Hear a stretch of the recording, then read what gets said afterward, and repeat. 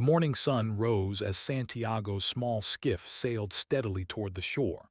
The giant marlin was tied beside the boat, its silver body shining in the light. Santiago, though proud, felt uneasy.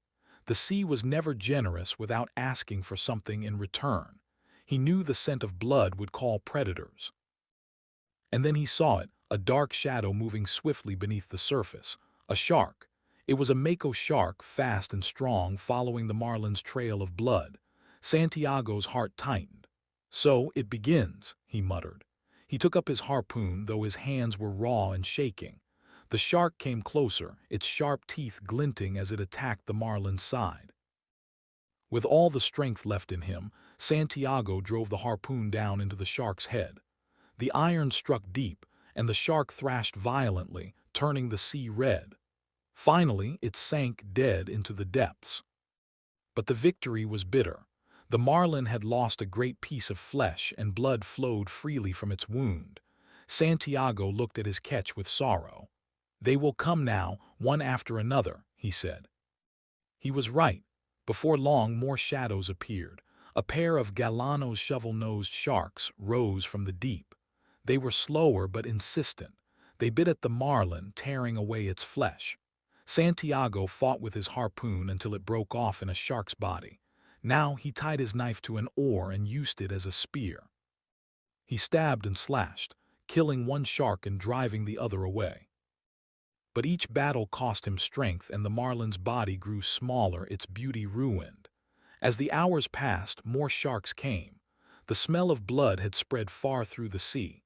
Santiago fought them all, his arms burning, his vision blurring. He killed several but knew he could not stop them forever. By afternoon, the marlin was only half a fish. Its head and backbone remained, but much of its flesh was gone. Santiago leaned against the mast, breathing heavily. "I was beaten," he whispered, "but only by sharks, not by the fish." Still, he did not surrender. Every time a new shark attacked, he stood up and fought. He swung the oar spear until it splintered, then used the tiller, then even the broken pieces of wood. He was an old man with nothing left but his will.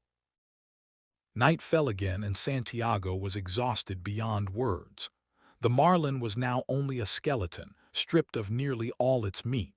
But Santiago kept sailing toward home, his spirit unbroken. "I fought for the marlin as long as I could," he said aloud to the stars. "He was too noble to be lost without a fight." At last, silence returned. No more sharks came. The marlin's skeleton glowed white in the moonlight, its long sword rising like a banner of both triumph and tragedy. Santiago looked at it and felt tears in his eyes. "You were my greatest enemy and my greatest friend," he told the fish. "They destroyed you, but they could not destroy my pride. We fought well." He thought of the boy, and a faint smile touched his lips. "The boy will not let me be alone again," he said. "Tomorrow he will help me, he must."